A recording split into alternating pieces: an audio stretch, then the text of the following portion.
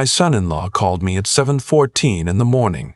I remember the time because I was standing in the kitchen waiting for the coffee to finish, still in my robe, watching the neighbors' sprinklers run through their cycle the way they do every Tuesday.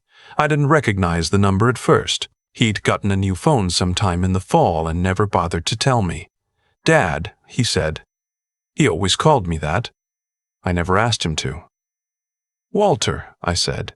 "It's early." "She's changing the will." I set down my mug. The coffee wasn't done yet, and I set it down anyway, right on the edge of the counter where it didn't quite belong.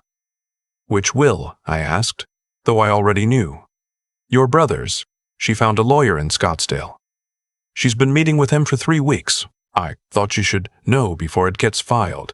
My brother Leonard had died in February. Pancreatic cancer, the fast kind. 11 weeks from diagnosis to the end. He was 63. I'm 67. We used to joke that he was the one who aged better. He was, honestly. He stayed thin. He still had most of his hair. Leonard had built something real over 40 years. A commercial HVAC business outside Phoenix that he'd grown from nothing. A service fleet, 2 warehouses, contracts with 3 hotel chains, a hospital system. When he died, the estate was valued at a little over $4 million. He'd left it, almost all of it, split evenly between me and our sister Donna, his wife.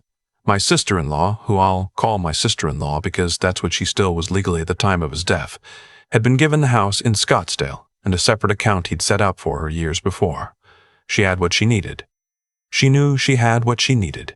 We'd all sat together at the attorney's office in March, and the will was read without dispute, without surprise. She'd nodded. She'd thanked the attorney. She'd hugged me in the parking lot and said she was grateful Leonard had taken care of everyone. That was in March. It was now the 2nd week of June. I didn't go straight to a lawyer. That's what I should have done, probably. Instead, I drove to my sister Donna's house on the other side of Tucson and sat at her kitchen table while she made us both coffee. We'd barely touched, and we tried to figure out what had changed. Donna is 4 years younger than me. She and Leonard were always closer, the way middle and youngest sometimes are. She took his death harder than I did, or at least she showed it more. She'd lost 15 pounds since February and hadn't found them. Her kitchen was too quiet. Leonard used to call her every Sunday morning, and I don't think she'd found a good way to fill that hour yet. "She asked me to lunch last month," Donna said. I thought she needed company." "What did she say?" "Nothing like this. She asked about the estate timeline when distributions would clear. I told her I didn't know exactly, that it was still in probate. She seemed fine with that. She wasn't fine with that." Donna looked at her coffee cup. "No, she wasn't. Here's what we pieced together over the next 2 weeks, partly through Walter's contacts, partly through the attorney who had originally filed Leonard's will, and partly through a conversation I had with my sister-in-law that I'll get to. Leonard's business had done well in his last years, better than we'd known. He'd taken on a silent equity partner in 2019, a real estate group out of Denver, and together they'd expanded into commercial refrigeration contracts that nobody in the family had known existed. The estate value we'd been told in March, $4 million, was preliminary. The actual figure, once everything was properly assessed, was closer to 6.8. My sister-in-law had found this out before we did. She had found it out, apparently, because the Denver Equity Group had reached out to her directly in April to discuss the future of the partnership now that Leonard was gone. She had sat in meetings we weren't told about. She had hired her own CPA, and she had gone to a lawyer in Scottsdale, not the family's attorney, a new one, someone she'd found on her own, and asked what her options were. I don't know everything that lawyer told her. I know enough. She called me on a Tuesday afternoon. I was in my garage, trying to fix a drip in an old irrigation line along the back fence, the kind of small, useless project that accumulates when you're retired and trying not to think too much. My phone was on the workbench, and I almost didn't pick it up. "I need to talk to you," she said. "Not Donna, just you." "Can you come over tomorrow?" I said I could. Her house, Leonard's house, was a single story in a gated community north of Scottsdale. 4 bedrooms. Pool in the back. Leonard had bought it in 2011 when the business first started making real money, and he'd been proud of it in the quiet way. He was proud of most things, without ever quite saying so directly. I'd sat in that kitchen hundreds of times. I knew where the glasses were kept. I knew the coffee was always in the cabinet to the left of the stove. She didn't offer me coffee. She was sitting at the dining room table when I came in, and there was a woman I didn't know sitting next to her. My sister-in-law introduced her as her financial advisor. The woman had a portfolio and a pen, and a way of not quite making eye contact that told me this was not a casual Tuesday visit. I sat down. My sister-in-law folded her hands on the table. She'd had them done recently, her nails. I noticed that, for no reason at all. Leonard's estate was misrepresented in the original filing, she said. I waited. The business interest was undervalued, significantly. I've had it independently assessed. The corrected number changes what I'm owed under Arizona community property law. Leonard's will was explicit, I said. Leonard's will was drafted without full disclosure to the court of the marital estate. She said this carefully, like she'd said it before. Probably to her Scottsdale lawyer. Probably more than once. I'm not disputing the will.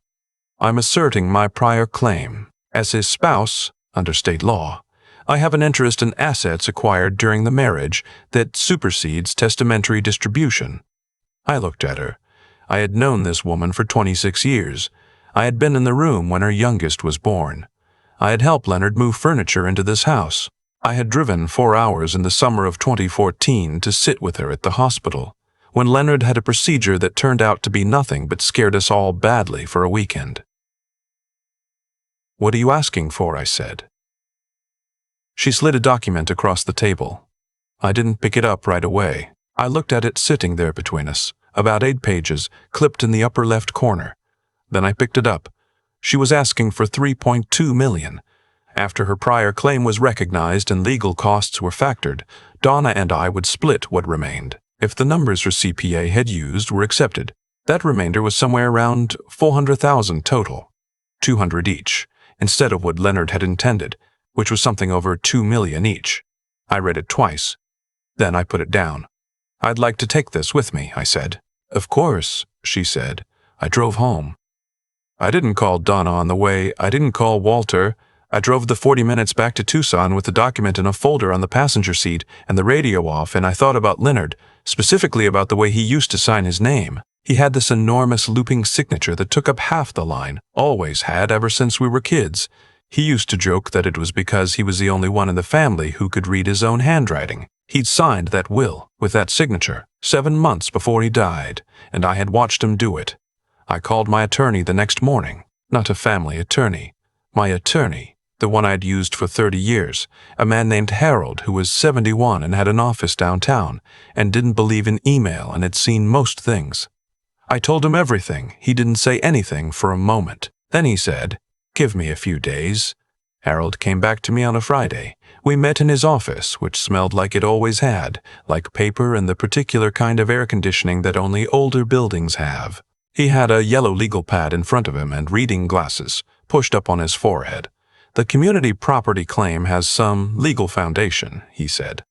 "Arizona is a community property state. If business assets were acquired or substantially grew during the marriage, a surviving spouse does have standing to assert a claim."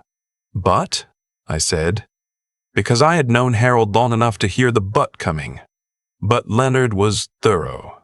Harold tapped the legal pad. He had an operating agreement for the business partnership, filed in 2019. One of the provisions in that agreement was a specific clause, put there it appears, on Leonard's instruction, that defined the Denver Equity Group's investment as a separate business interest and specified that in the event of Leonard's death, the valuation of his ownership stake for estate purposes would be calculated at the buy-in price, not the current market value. I didn't understand all of that immediately. Harold saw my face and kept going. "What that means, practically, is that your sister-in-law's claim is based on a number that may not hold up. Her CPA used current market valuation.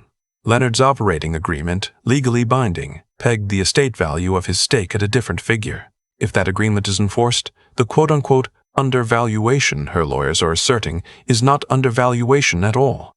It's the contractually defined value. Would a court enforce it? It's defensible. Strongly defensible. It doesn't make her claim disappear entirely, but it significantly limits what she can recover. And there's one more thing. He turned the legal pad around so I could see his handwriting, which was neat and small and nothing like Leonard's. Your brother added an amendment to his will in November, 4 months before he died. I looked at Harold. He added a provision, Harold said. It addresses exactly this scenario. A challenge by the surviving spouse to the testamentary distribution. The provision states that any challenge to the will that is not resolved in the challenging party's favor within 12 months of probate opening results in the challenging party forfeiting the conditional bequest outlined in the original will. The house, I said. The house and the separate account. I sat with that for a moment. He knew, I said. Not a question. Harold took his glasses off his forehead and folded them on the table. I can't speak to what Leonard knew, but he had this amendment drafted and signed and witnessed and filed with the original will. He knew what he was doing when he signed it. Leonard, my quiet, thin-haired brother who never said anything directly if he could help it, who signed his name in enormous loops, who called Donna every Sunday morning, who built a business for 40 years and then took 11 weeks to leave it behind. He'd seen this coming, or something like it, and he'd said what he needed to say, not out loud, but on paper the way he always did. I didn't call my sister-in-law. I let Harold's office send a formal response to her attorney outlining the operating agreement's valuation clause and noting the existence of the November amendment. I didn't add anything personal. There was nothing personal to add. She withdrew the claim 63 days later. I know the number because I counted. I don't know entirely why I counted, except that it felt like something that should be measured. Donna called me the afternoon we heard. It was a Thursday in September, still hot the way Arizona always is in September, the kind of heat that doesn't break when the sun goes down.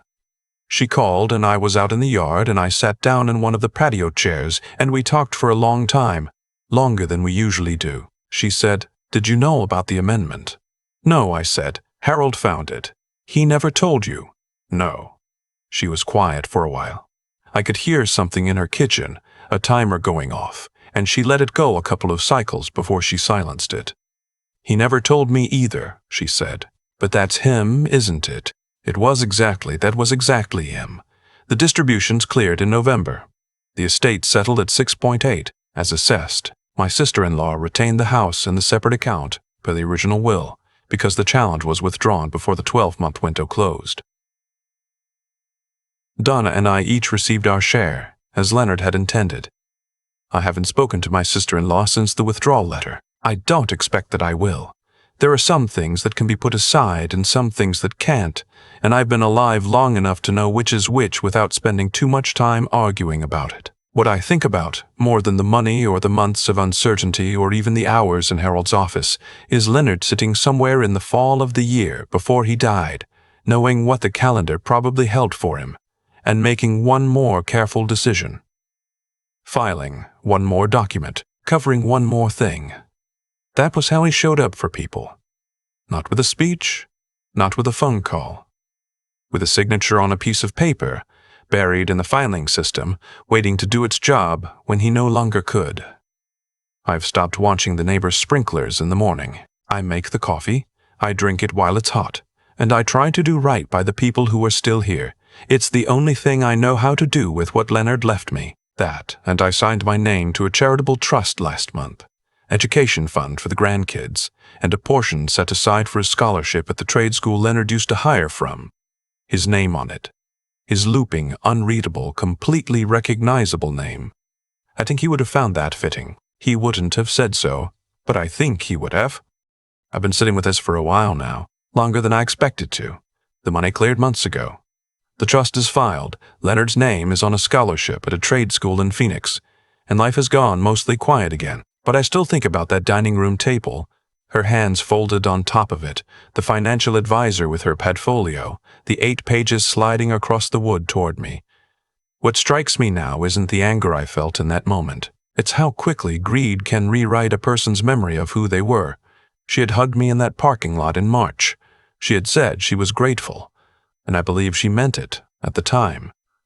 But then the number changed. The number went from 4 million to 6.8, and something shifted in her that I don't think she even fully noticed happening. That's the part that stays with me. Not the betrayal itself, but how invisible the turn is. How ordinary the reasoning sounds from the inside. She probably told herself she was just protecting what was hers. People usually do. Leonard didn't protect himself with anger. He didn't make phone calls or leave warning letters or ask anyone to take sides. He sat down with an attorney in November, 4 months before he died, and he thought it through. He put the right language in the right document, and he trusted the system he'd spent 40 years learning to use. That's a particular kind of intelligence. Not the flashy kind, not the kind that wins arguments at the dinner table, but the kind that works slowly and holds. The kind that's still standing when you're no longer there to defend it.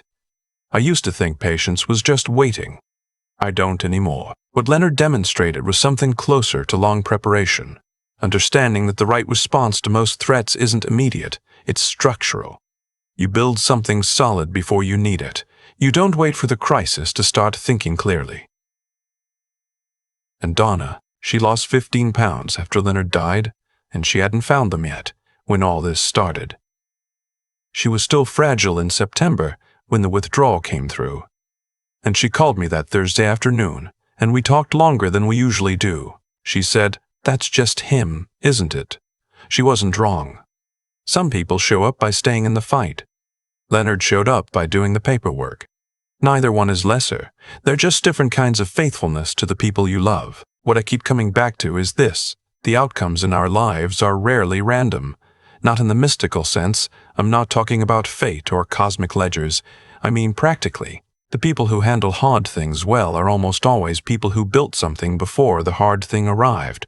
Some combination of honest dealing, careful thinking, and the willingness to keep going when the situation is uncomfortable and unresolved. Leonard had all three. He wasn't a perfect man. None of us are. But when the moment came, the record he'd built spoke for him. I'm 67. I don't know how many more of these moments I have ahead, but I signed my name to a trust last month, and I thought about Leonard's signature the whole time. That enormous looping hand he never changed. He never changed it because he never needed to. That's what I want to carry forward. Not the victory of it, just that, building something true enough that it doesn't need you standing next to it to hold up.